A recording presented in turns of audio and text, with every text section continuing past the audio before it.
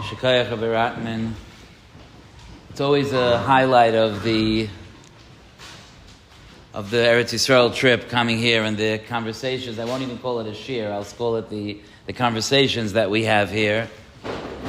I'm going to express something that's been on my mind since I got here, and then afterwards, if you want, we can try to discuss some things, whatever's on your mind. The last time I was here, I discussed an issue, and every single question afterwards was about that issue. And I was very impressed with that, because it showed the Olam's ability to focus in and to really pull something apart. And I'm happy to do that. But I just want to tell you before that you shouldn't feel limited by that.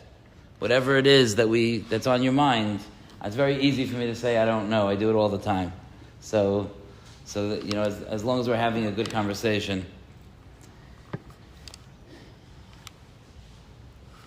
It's been pointed out that the lighting of the menorah, that we're Moisef v'Hailech, we do 1 and then 2 and then 3 and then 4, that in a sense there's something unnatural about it. Because as any Ben Torah knows, life in Avodas Hashem doesn't go that way. It doesn't go up and up and up and up and up and up and up. It doesn't go that way. It goes up and up and down and up and up and up and down and down and up and up and up, and hopefully overall a trajectory of Moisef v'Hailech.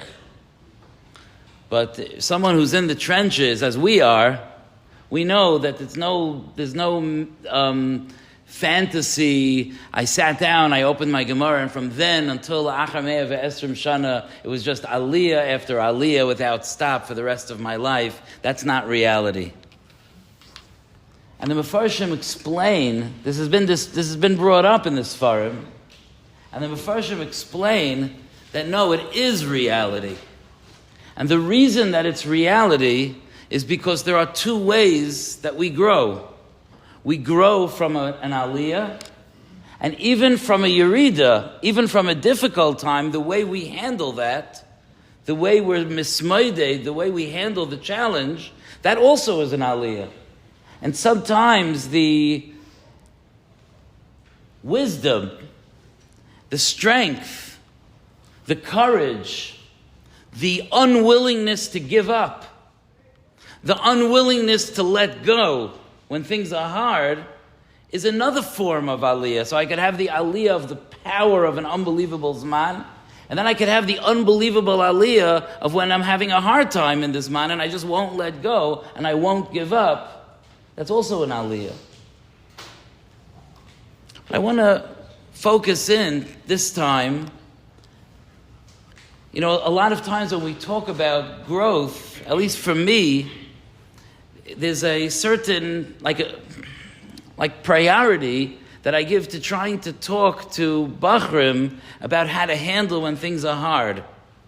And the reason that that's a priority to me is because I feel like sometimes that's the part of Aliyah that people aren't so comfortable talking about, or people aren't so willing to talk about, or willing to admit that that's a part of our life.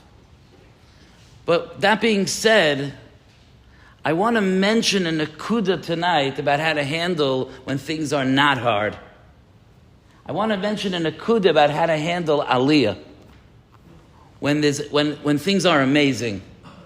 Because just like we need hadracha, how to handle the tough times in Zman, we shouldn't think that there's not a need for wisdom and for chizuk in how to handle the powerful times of Zman. That also needs wisdom. I had a powerful moment yesterday or the day before. The week is a blur to me. I gave a shir a few days ago, and in the shir I was talking about the conflict between us human beings, us Bnei Yisrael, and the Malachim. And I was discussing in the shir about the fact that Malachim are perfect, and Malachim don't understand the godless of our lack of perfection, and Malachim don't understand that even though we make mistakes, and even though we have mechsholim, and even though we have difficulties, but our climb towards, through tshuva, through growth, through pulling ourselves back together, is a type of godless that the malachim don't understand. That's what the shir was about. Not for now. That was the topic of the shir. The malachim before the world was created, ma enosh kises karenu. The malachim by Har Sinai, Tanohid Chal Hashemayim. The malach that Yaakov Avinu fought with. Malachi Elokim Oilim V'Yardim by the different places that you see the criticism of the malachim. And then the next day, maybe it was a few days later, I think maybe this shir was last week. A few days later, in one of the yeshivas that I was traveling to, someone came over to me and said to me that he heard that shir, and he wanted to know if when he falls, if he should feel happy, because he's being a human being. And that's not what I had in mind. Like, yes, I had a Yerida, I'm not a Malach. Good. No, that's not what I had in mind. And that's what was ma'ayir me, that question was ma'ayir me, that it's my achrayus, and it's a Rebbe's achrayus, not only to talk about how we pull ourselves together when things are hard, but how we're mechazik ourselves when things are strong.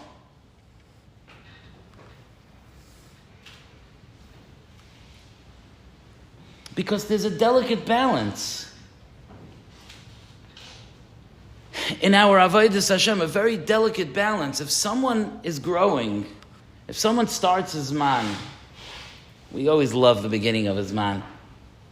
Someone starts his man, and his man is going very, very, very well. And you know those times, those moments in his man that it's just, where you're like, what, shir is over already?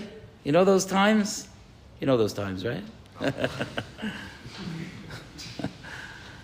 Where it's like, where you like your Rebbe asks a question and you're sitting in shir thinking like, why doesn't he just answer A, B, and C? Why doesn't he just answer that? I don't understand. Why does he just answer A, B, and C? And then he answers A, B, and C. Like it clicked. When you're learning with the chavrusa and it just goes and you don't feel jealous of him or frustrated when you're not looking at your watch or you're not walking out every 10 minutes. When you just, it goes. It goes. When you go to sleep at night and you fall asleep and then you wake up in the morning and you wake up. Like it just goes, the life the way it's supposed to be.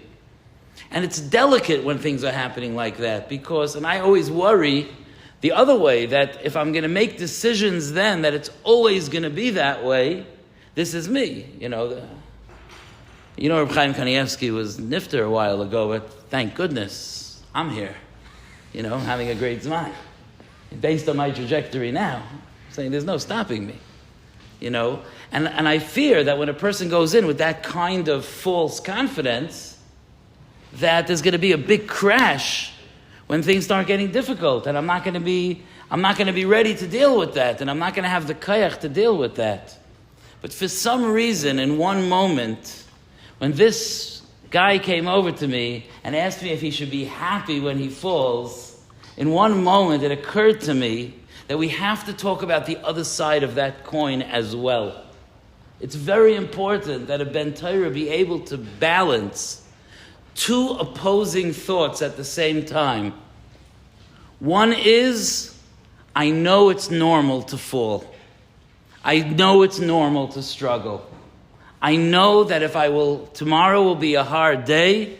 I know that I can tell myself, right, that's the way human beings are. This is what HaKadosh Baruch Hu had in mind. Ein tzaddik ba'aretz asher yaseh tov v'lo yechta. This is part of the haloich yelech, of the growth of the Ben Torah. Let me handle this properly. And all of the instructions and ideas and thoughts and approaches that we would give someone who's struggling.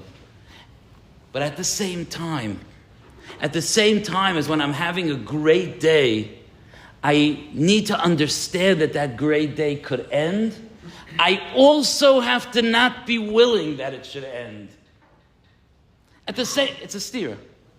It's a contradiction. They can't both be true. But we can hold that stira. That on the one hand, my mind knows that the constant just going up, it doesn't work that way. Moisef v'hoilech doesn't work that way. But at the same time, if I too easily am happy, like today was a good day, maybe tomorrow will be a bad day. If I'm too maskim to that, maybe I'm allowing it to come too quickly. Maybe I can push it another day, another week, maybe another month. Or maybe when I'm considering it to be too normal to me to have a tough day. It's too normal.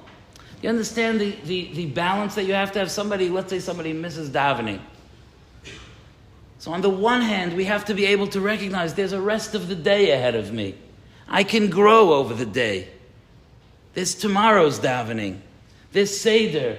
There's Yiras Shamayim. There's a day for me to have here. But at the same time, I have to also have the sensitivity. I'm not maskim to miss davening. I'm not maskim that should be my life. I'm not maskim to that. And to be able to hold the stira. Do you hear the stira? The stira of, I could be patient with myself. I could make space in my life for the parts of my personality that aren't holding by absolute and intense steiging. There are parts of me that aren't there yet. But at the same time, I can also, especially when things are going well and strong and I'm doing well, to dig into that and to kind of insist on it, to insist on that level of steiging. Eli, it's a stira, right? It doesn't work. It's a stira, but it's a stira that we live with. That if tomorrow morning you wake up on time, and you will, by the way, tomorrow you're going to wake up on time. I'll tell you why. Because that's what happens when you schmooze about it in a share the night before. I remember one time I was a bacher. No, I wasn't a bacher. I was actually married for about 8 weeks, maybe, actually. And we were in Borough Park for Shabbos by my grandmother, Alea Shalom. And I decided Friday night that I'm going to go to Rav Moshe Wolfson's tish. And I went to his tish, and it was a Malchus Dika tish. He had like his people around him, and then he had bleachers with Bachrim, all Chassidish Bachrim. And he started to describe, Rabbi Levine, I must have told this to you at some point. He started to describe the emotions behind a certain niggin that he was singing with the Olam. And he was saying, this niggin is like the kayak of a lion that's stuck in its cage, but it has so much power. That's what he was like describing. And then he started to talk about the power. It was Parsha Zachar. He started to talk about the power of Parsha Zachar, and specifically the power of the Kedusha of Keser, which I don't say, but I don't say Keser, I mean. But the Kedusha of Keser on Parsha Zachar, how heilig it is. So he describes this whole Kabbalic Maila of the Kedusha of Keser, and then he says, but Rabbi say, how can we say the Kedusha of Keser properly? He says, it has to be that we daven Musaf properly. And how could we daven Musaf properly? We must have listened to Kriyas HaTorah properly. And how could we listen to Kriyas HaTorah properly? We must have davened Shachris properly. And how could we daven Shachris properly? We must have said Birchas Kriya Shema and Kriya Shema properly. And how could we say Kriya Shema properly? We must have said Psukkah de Zimra properly. And how could we say Psukkah de Zimra properly? We must have said Karbanos properly, whatever that is. And how could we say Karbanos properly? We must have said Brachas properly. And then he turns to the Bachram and he says, and how could we say Brachas properly? That's quiet in the room. And he says, Rabbi, say darf min learn in a blat Gemara farin davening. We have to learn a daf Gemara before davening. And then he arranges with the Gabbai that they're going to open the Beis Medrash an hour early. And this is a place that, I don't know if you're familiar, this is a place that davens Psukkah de Zimra for an hour. on Shabbos morning. Psukkah de Zimra is an hour long. Okay, but so I heard this. I was like so moved, getting carried along the whole thing, and it's an incredible thing. The next morning, Shabbos morning, I woke up exactly an hour before he started davening, and it was almost like no bechira. I got up, I got dressed, I sat down by my grandmother's dining room table, and I learned the Black Gemara before davening, because it was just a moment when you spend the time the night before with a room full of B'nai Torah, and you say, Rabbi, I darfman learn and a Black Gemara farin davening. You get up and learn a Black Gemara before davening. So when we're talking about davening being strong tomorrow, it will be. But at that moment, when davening, when I wake up and it's strong, and the davening is strong, I have to be able to hold the stira. Mitzad echad, if it doesn't happen the next day, it's not a kasha on today. I'll deal with that tomorrow. Today's a good day. On the other hand, I'm not maskim that it shouldn't happen tomorrow. I'm here, I'm in. I happen to be b'teva, a person that's like, b'teva, my nature is to be like a little tentative, a little unsure. A little bit unsure. I'm like averse to taking risks. When I learned how to walk, I always joke about this, but I think I did. When I learned how to walk, I learned how to like test the ground in front of me before I take a step. Like I'm like not all in like that. But in Avodas Hashem, you have to be. In Avodas Hashem, you have to be that if I'm doing well, I'm having a good zman, I'm having a good year, I'm having a good seder, I'm having a good davening. At the same time that we need to know that we're not malachim, and that a yerida is normal, and that we could pull out of it, and the way that we pull out of it is also an aliyah. At the same time, we have to not be maskim to have the yerida. You hear the stira? It's okay. That's the stira we live with. I'm not maskim to have the yerida. I'm going to keep going. Tomorrow's going to be good also. And the next day, and the next day, and the next day. I'm in this for the long run. And I'm here with power. And I'm going to make this happen. And I'm going to change the world. And I'm going to change myself. And then maybe it will happen that I'll discover that I'm a human being and not a malach, like that guy's question. And when that happens, I know how to handle myself. But it doesn't mean that I go in checking the floor in front of me. You know what I mean? I go in, I'm in. This is where I am. I'm here. I'm not testing the waters. I'm in. I'm here. This is where I am. And I think it's an element in Aliyah. If you could have that stira, if you can go through your avodah with that kind of a stira, it's a very good contradiction to have. It makes no sense, and it's exactly where we need to be. Tonight you're sitting discussing steiging, discussing growing. We're growing to the highest heights possible. What if it turns out that I didn't? Yeah, I will. But what if I don't? I will. But what if I don't? There's a mahalach for that also. I don't have to think about that today. There's a mahalach for that also. And that stira, I think, is a very chashuv stira to walk around with. The sky is the limit. My answer to that guy, no. When you fall, don't be happy that you're a human being. Say, I'm so disappointed that I fell. Myself, I'm a human being. That's the way to do it. L'maisa, I'm a human being. L'maisa, I can get back on this horse and keep going. Making sense? Okay, that was my ha'ara for tonight. If there are any questions about this or about anything else, we can try to schmooze about it. Not that I have all the answers, but we can schmooze. You know you have the first question. I'm saving it to you.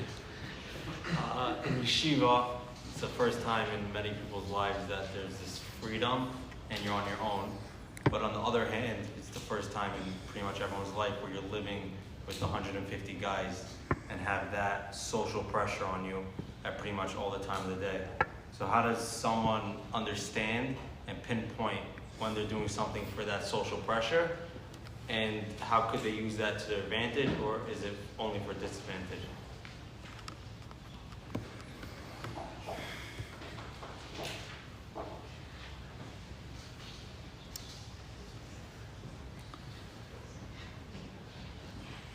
The first words of your question about the freedom,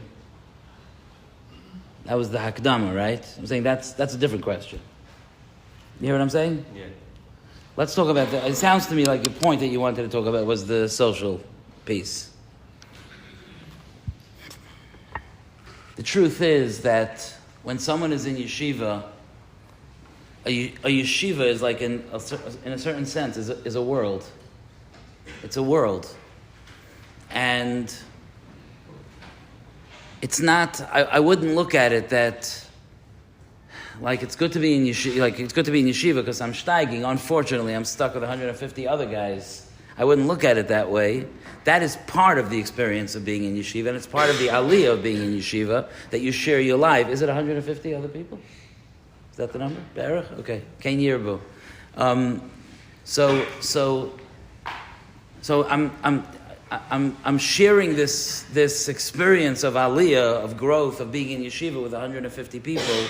If it's done properly, if a person does it properly, a person is able to do it properly, it's part of his growth, it's part of his aliyah. I mean, the most delicious friendships that you'll ever have are the ones that started when you were in yeshiva. I'm talking about in 10 years from now, and 30 years from now, will be those friendships that you developed in yeshiva. And what's interesting is that you're asking the question.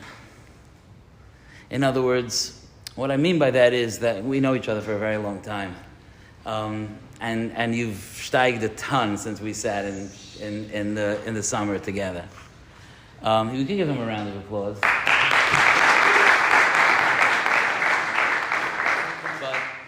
But you are by nature, from what I recall, your friends could tell me if it's true, you are by nature an outgoing person. You are by nature a social creature. And for you to be asking about that is different than someone asking about it who's more quiet by nature, who's more introverted, who's uncomfortable around people. And it's really two different questions. You could ask the same question. Both people could ask the question. For you thrive around people. I can imagine that the worst punishment you could possibly imagine is being absolutely alone for a long period of time. That even though you probably do appreciate some time alone, but am I wrong? All right, what? You're right. Okay, you thrive when you're around people. So for you, there's a tremendous amount of growth in using that kayach, first of all, in a way that you're not searching for the people around you to be feeding you. You know what I mean? And as you're growing up, there's certainly an isayan like that, right? So like, once you know how to work the crowd, you know how to work the crowd to your advantage. Okay? I just want to tell the Olam how I made friends. Right? We made friends a long time ago. Okay? Can I say? Okay? I was you remember? Okay? I was a Rebbe in Camp Shoresh. And I had the unfortunate lot in life that this chevra was chosen to be my shir. Am I accurate, right? Sorry. And I got into shir, and the whole chevra was a Lebedika chevra, some of whom are in this room. And the whole chevra was a Lebedika chevra. But this guy was the most Lebedik of all. Okay? He sat in the back somewhere, maybe not mamish the back, very strategic.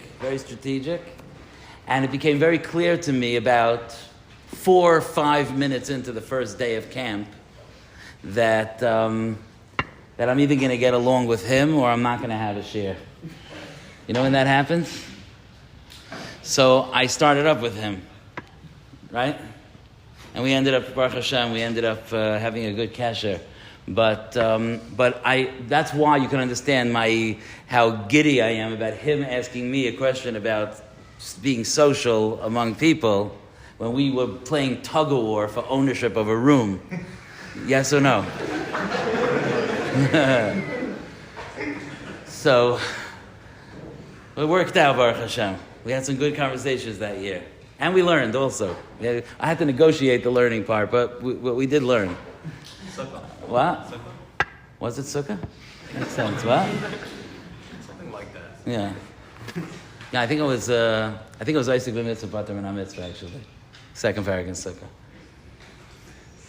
Anyway, so for someone who's very outgoing, for someone who's Shalom Aleichem. For someone who's extroverted, for someone who's outgoing, there's one nisayan of being in a yeshiva, and that is to make sure that your concern is outwards, not inwards. There are some people that like to suck the whole room in.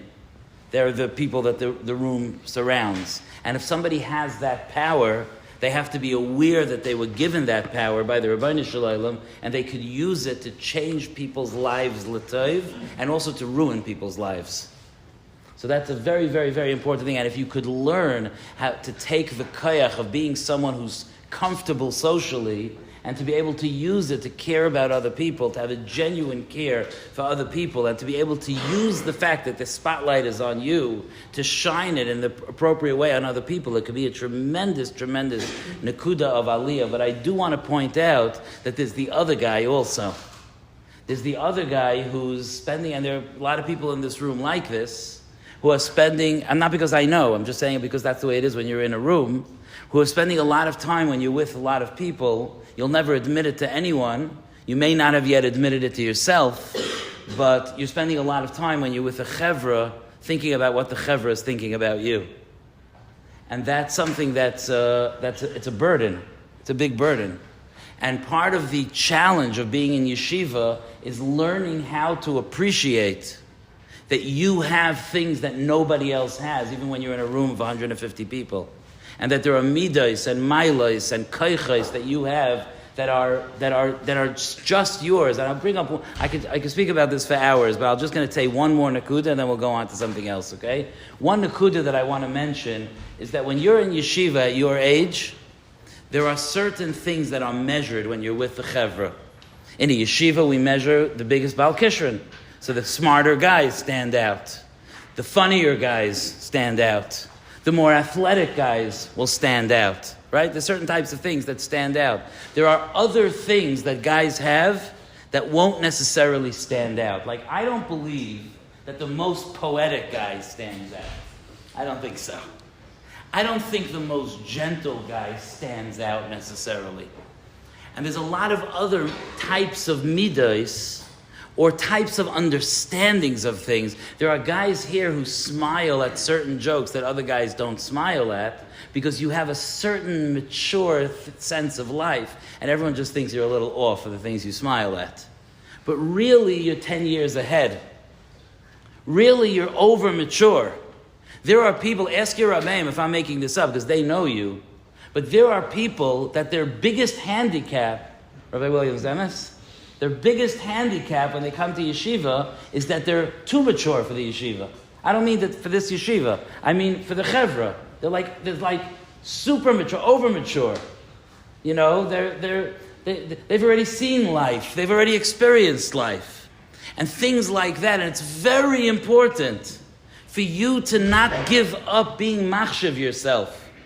Because if you're not the guy that's the most athletic, or the biggest Baal Kishron, or the funniest guy in a crowd, but you're the most thoughtful, that's not, I don't hear guys saying, this guy is mamish thoughtful.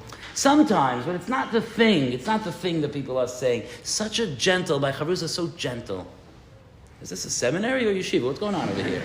You know? Like we don't talk that way. It's not our language. But I want to tell you something. That guy who's the most gentle, he is going to be a powerful, you think I'm about to say husband, that too, but a powerful father. He's going to be a powerful father because of how gentle he is, how empathetic he is. I don't hear guys saying, we have one guy by us, you wouldn't believe how much empathy he has. What are you saying? It's not a thing. We don't measure that. But you understand how I'm answering your question about being with a chevra. It's important that every member of that chevra recognize that there's something you bring to the table, that there's a kayach and a makom that you have. And if all of you could recognize that about all of you, then you have a chabura that will be remembered for the ages. Let's move on.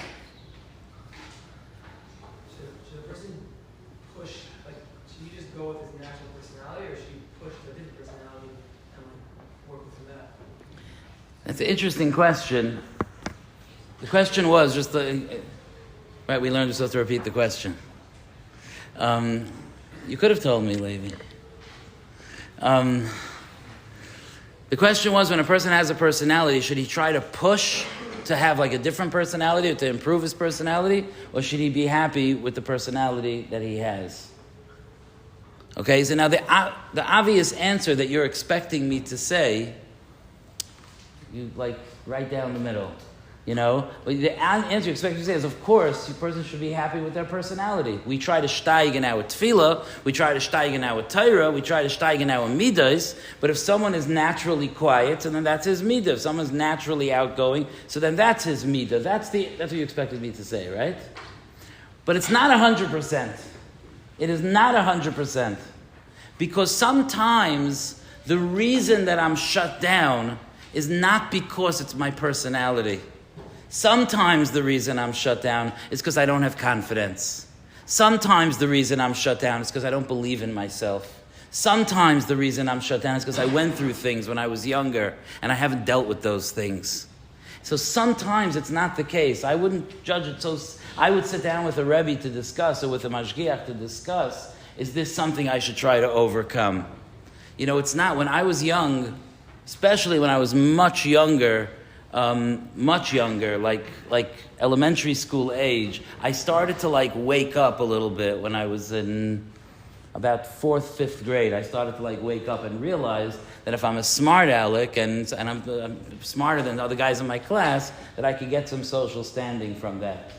But as a first grader, second grader, pre-1A, I remember those years, I was an incredibly shy, like kid that just, you know, the types of kids that just makes himself as small as possible?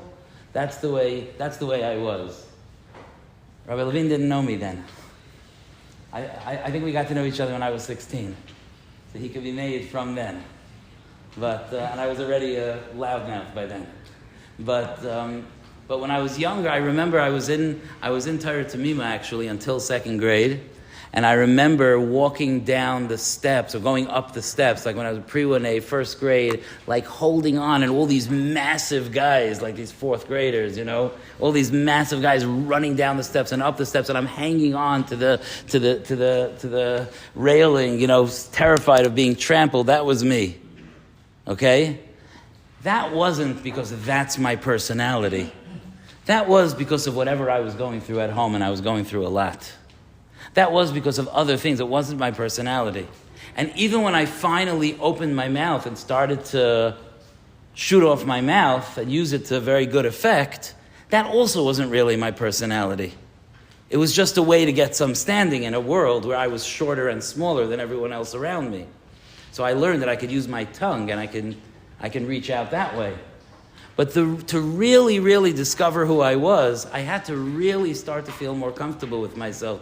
And that does go through those years, even those Masifta years or Beis Medrash years, to be able to feel comfortable enough to be empathetic, to be gentle, to not be such a balshita, to be able to relax a little bit, to be able to lean into a relationship with someone else. And none of this type of stuff that I do today could have possibly existed in that world. So when you gave me that easy question, I don't take it so easily. Yes, don't try to change your personality. HaKadosh Baruch Hu gave you a personality. Every personality of every Yid is golden. But make sure it's your personality. I was saying over a few days ago that there was a guy, the first year we were in Waterbury, so there was a bacher in the yeshiva that was very, very, very, very quiet. Remember the story? There's someone who was very, very, very super, super quiet. And till the first Purim in the yeshiva. Okay, the first Purim in the yeshiva was, there were 9 families living in Waterbury at the time. There were 30 Bachrim in the yeshiva. The Bachrim went home for Purim. Purim was Erev Shabbos that year.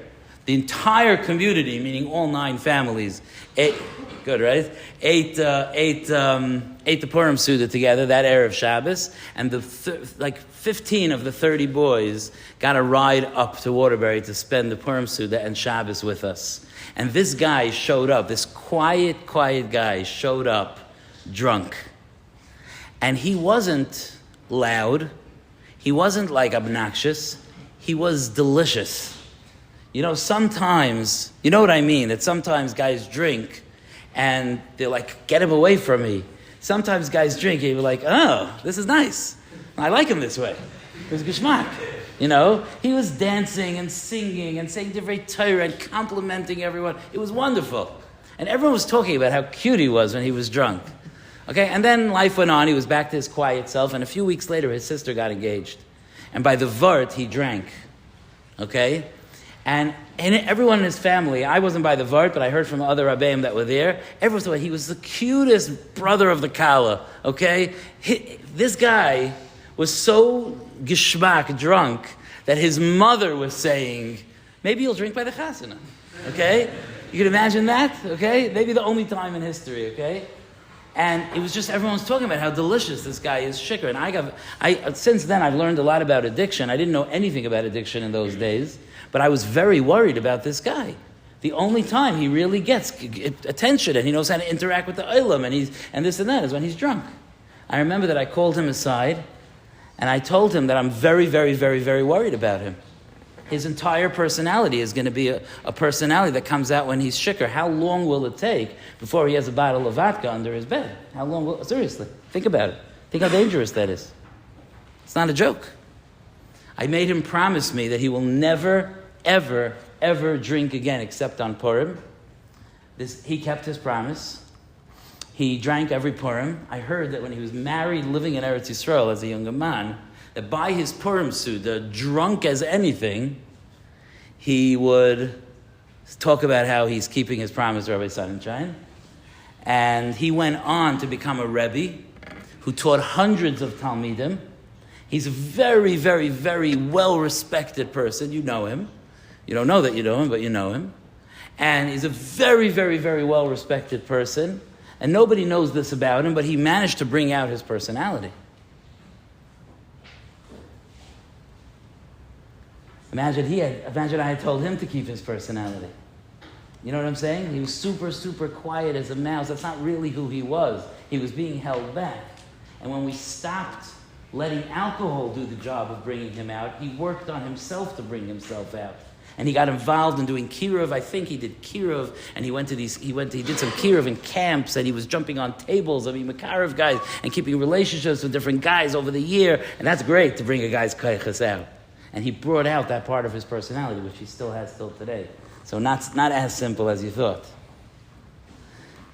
One of the things about doing this type of a Q&A is that we could do it all night. So I just want to know if there's a time or a person that I'm looking towards to say when we're done. I'm happy to keep going. What? 9:30. 9:30, okay. Does 9:30 mean like 9:28 or 9:45? 9:28. Okay. Okay.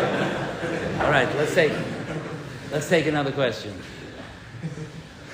Yeah.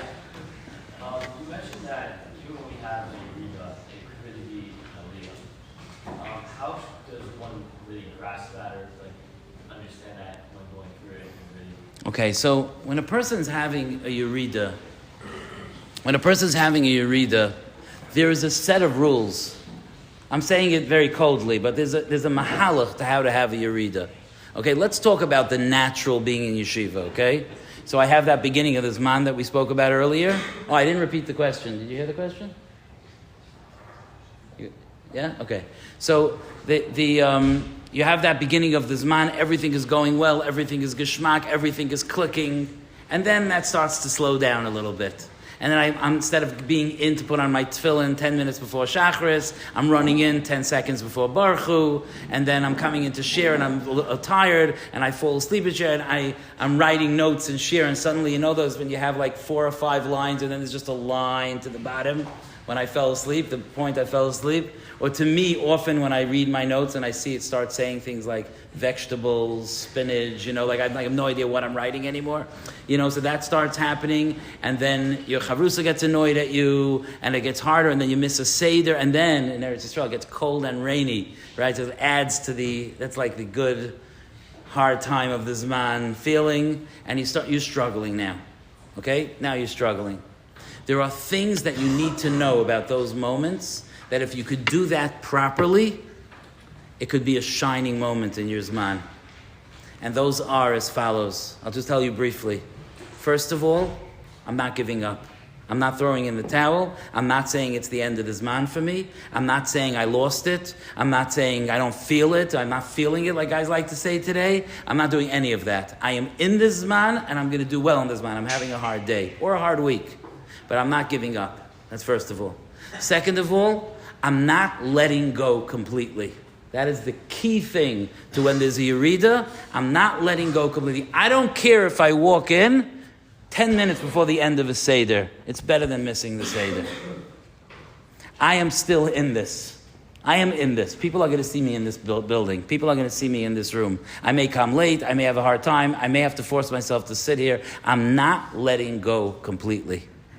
That's very, very, very, very important to know that. Very, very important. I'm not letting go. You know, maybe I'm not davening. Maybe I'm missing a minyan. I'm not missing davening. Maybe I'm not davening well. I'm still davening. You know what I mean? I'm not letting go. So that's important. I'm not giving up.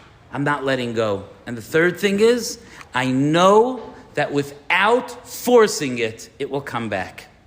And that's a very important thing to know. That even if I'm having a hard time now, but I'm not giving up, and I'm not letting go completely, I don't have to, a lot of guys think they have to force it back. So I had a hard first Seder, so I come into second Seder, and I'm like forcing it. I don't have to force it. I'm going to continue to go through the Zman. Those feelings will come back. You can't force feelings back. I don't know if you've noticed that. If there's someone else who thinks that they have done that ever, you could let me know. I've never met that person. You can't force feelings back, maybe for a few minutes. But if you're having a hard time in this Zman, it's probably going to feel hard. But if you don't panic about it and you know for sure that it's going to swing back, you'll be back in the game. That's in short the answer. Okay? There's more there, but that's in short the answer. Yeah. In the case of an Aliyah, is it better to go full force every single second and then randomly you might drop down to the Yerida? Or is it better to lower that to like 90%, have more, maintain the Aliyah for longer? It's hard for me to say percentages. It's hard to do that. A person really, really, really has to know themselves and have a sense of where they're up to. I don't know you, so I just know me. So I could tell you that for me, I have more than Aliyah and Yerida in my mind when I'm dealing with my own Avodas Hashem or learning or whatever it is. I have times that I feel like I'm on my A game, and I can push myself very hard. And I do. But I have times that I don't feel like I'm there. I'm good. I'm okay. I can do what I need to do. But I don't feel like I'm there. And it's a little bit like if I'm climbing a mountain or something, I need to have like places to put my feet. I can't be that the two choices are top of the mountain or bottom of the mountain. It can't be. It can't operate that way. So for me, I have my times that I feel like I'm great. I'm doing great. Top of my game. I'm full energy. And then I could push very hard. Now, when you say pushing 90%, I don't know if what you call 90%, I call 100% and not 110%. You know what I mean? That's why it's hard to have that kind of a conversation. I won't push to a point. I'll give you an example. I won't stay up so late that I can't really have a good day tomorrow. I know I'm not the Gra. The Gra slept 2 hours every 24 hours. I can't do that. So even if I'm learning great now and I'm on my top of my game, I'm not going to do something that's going to force that I'm not going to be on top of my game tomorrow. That I'm not going to do. I don't know if you call that 90% or 100%. But to me, that means I'm at 100% and doing exactly what I need to do. But I'm not going to push to 110%. That I'm not going to do. You hear what I'm saying? And it's true even with other things also. Like if I play ball, halavai, kaviyachol, okay? So if I would play ball, so I wouldn't say, that's it. I'm a Talmud Chacham now. I don't play ball anymore. I could make sure that I'm finished playing on time. I can make sure that I not mazik my stone because I'm on 100% power. So I'm going to do it exactly what I need. But to me, that's 100%, not 90%. So I don't know what you meant. If 100% to you meant Reb Chaim Kanievsky, then no, to me that's 150%. You know what I'm saying? But when I'm in the Aliyah, not just maintaining it, I try to also maintain it and enjoy it. Right? Because if I'm not enjoying it, I'm not maintaining it. Okay? But then I have a plan B for myself. Plan B is when I'm doing pretty good. I'm on... Eli Biton was in my share for 3 years. How long? 3 years. He has seen me on my A game, on my B game, on my C game, and then the times I didn't show up. Okay? Most of the time, it was between A and B. Sometimes I would come in and you could tell I wasn't feeling well or something, right? And it was C. And then there was the times he couldn't reach me. Okay? Those are the hard, right? But you've seen me do that. Like sometimes be full power and sometimes be almost full power. And I think that that's something that's kedai to learn, how to be able to see that in yourself and to be okay with that. Okay, we have another few minutes. Yeah. I wonder what the Rebbe thinks about someone should be like a full day off. And if so, at what point, if you're on the way down in your reader, if you're rock bottom, when you're learning to top all the time. Okay, so first of all, you're asking me in the middle of his man in a yeshiva if you should take a full day off. You know, yeah, I hear. Thank you. I'm not going to answer that question in terms of a yeshiva policy, obviously, and we're not going to go tomorrow to a certain Rebbe and say, you know, we had a Q&A last night, and you know, he said that, you know, we're not going to do that because the yeshiva also has to run as a yeshiva. And the truth is, it's a valid point that sometimes there's such a thing, and any Rebbe will tell that to you. There's such a thing as, yes, that's very good for you, but it's not good for the yeshiva, and sometimes you have to take one for the team. There's such a thing. So we're not discussing here a yeshiva policy, obviously, in a yeshiva that I am not a part of the Hanhala. Okay? You know, if one day you'll be learning in my yeshiva, so then I'll be able to discuss with you if you take a day off. I might even give you spending money and buy you skis, but I'm not going to do that here. Okay? In terms of the question itself about taking time off, I just want to tell you, just what my experience is that it rarely helps. Okay? I'm not saying it never helps, but it rarely helps. And it really depends where a guy is up to. Okay? What works better sometimes is for a chevra to go. Don't get any ideas. Okay? What works better sometimes is for a chevra to go because then it's like part of the yeshiva. It's part of the experience for a guy, you know, to like, I'm having a hard time in this month, so I'm going to disappear for a day. I don't usually find that after that day the guy comes back and he's like, where's the Reb Chaim? I don't find that. That's not usually my experience, you know. You know, usually the guy comes back and is like, maybe I should take another day, you know. I need a day to recover from the day. You know, like, it doesn't usually work. Sometimes a little bit of time works. That's true. But usually if I'm struggling, that's not usually the advice that I gave to, I wish I knew your names, but to the guy in the back, the advice that I gave, what's your first name? Avi. The advice that I gave to Avi is usually better than taking a day off. It just usually doesn't work. Now, we try to push. I want to tell you something. The hardest time of the year for me is from after Sukkot until this trip to Eretz Yisrael. It's a relentless schedule for me. From here till the end of the year, there are interruptions. But that stretch from after Sukkot until now is the hardest time for me. I travel an hour and 3/4 into work. You understand? I sleep over in Queens twice a week. I don't have Shabbos off like a lot of Rabbeim do. Not all Rabbeim, just a lot of Rabbeim do. I don't have Shabbos off, so Erev Shabbos is preparing drushes for Shabbos, and then on Matzah Shabbos, when a lot of Rabbanim are relaxing from Shabbos, I'm preparing share for the week. So it's very, very hard for me. I look forward to this trip. This trip, I know that it looks to you like I'm working, but this trip is called me chilling. Okay? I'm enjoying this anyway, so it's fine. But the reason I'm bringing that up to you is that sometimes using what the schedule lends itself for is healthier than trying to just take a day. So there's an off Shabbos coming, let me use that right. Sometimes parents show up in Eretz Yisrael, you know, and they'll say, okay, let me take you out, this is whatever it is. Use that instead of to weaken this man, use that as the break in this man. You know what I'm saying? Sometimes to try to juggle that. But stam like a day of his baididus, I don't, or whatever it is, I don't usually find that to be helpful. What did I step on, Rabbi Levine? What? Good. Okay. Yeah. What comes to Yeshiva and focused on keeping the Sudan of Yeshiva and steiging and he does be successful in that. First Seder, second Seder, the next Seder.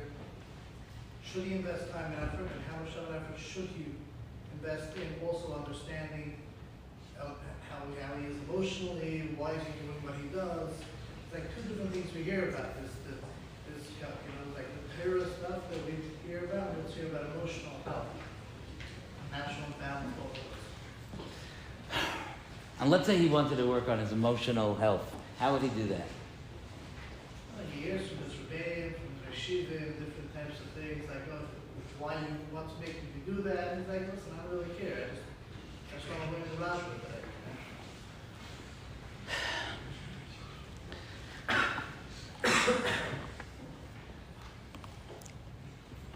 First of all, when it's coming from his Rabbeim, it probably is something he should pay attention to.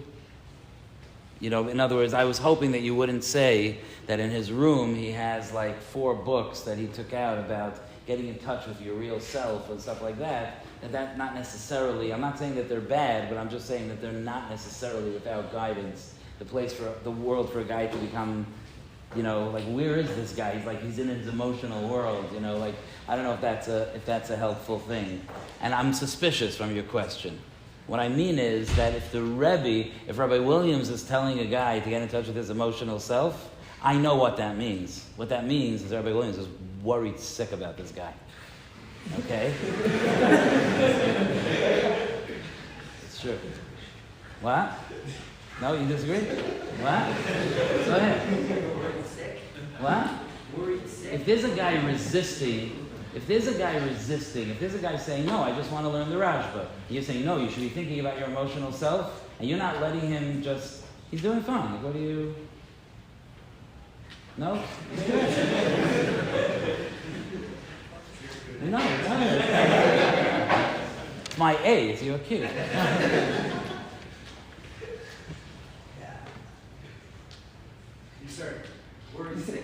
Okay, fine. Maybe that was the drama of the A. Or thinks it will be beneficial.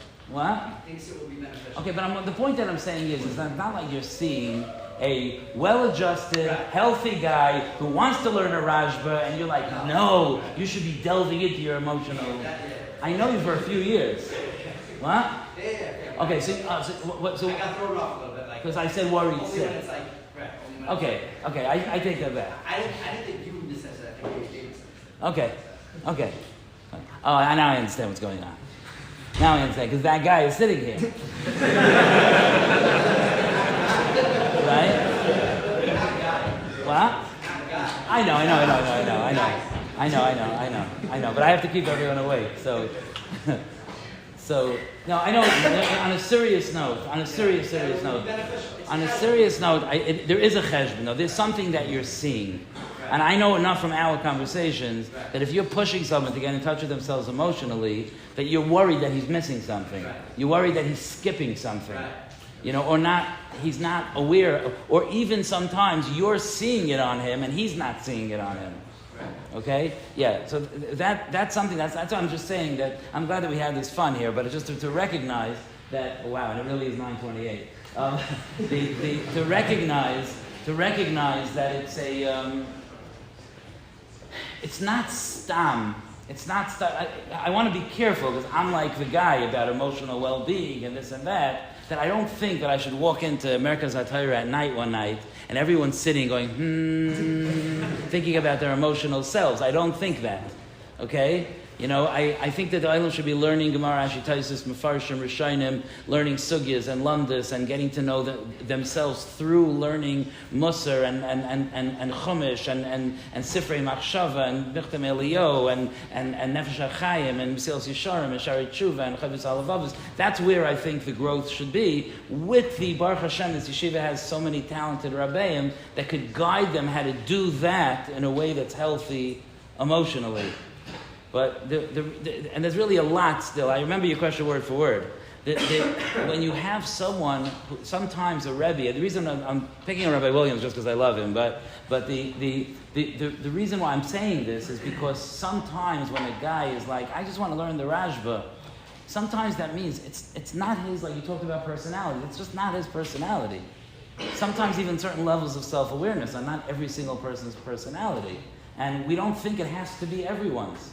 Right? That's the nakuda that I'm trying to... We don't think it has to be everyone's personality, no. But for the guys that it is their personality, and this I do want to say, for the guys that it is their personality, and for the guys who do feel like they want to explore that part of themselves, to understand themselves more emotionally and midos-wise, I think there's a value to it, but I think it's something you should touch base with a Rebbe about, because it can be done not the right way, and it also can be done too much. I spoke today to a guy, married guy, and I spoke to him, and this guy naturally tears everything apart. You know, Rav Eliezer, you know those guys? What? So naturally, so when I sit down, wow, you look like you were really enjoying the Rashba. Yeah, but Rebbe, I'm not sure. Was I enjoying the Rashba? Was I enjoying the Talmud Torah? Was I enjoying that I felt like I was good at something? Could you stop it and just enjoy the Rashba? There's an element where we pull things apart too much that could be destructive, and that's why I'm saying it should be with the guidance of a Rebbe. I hope that you guys had half the good time I did just now. Yashikayach. Thank you very, very much. It's mamish a pleasure and an honor to be here. Yashikayach.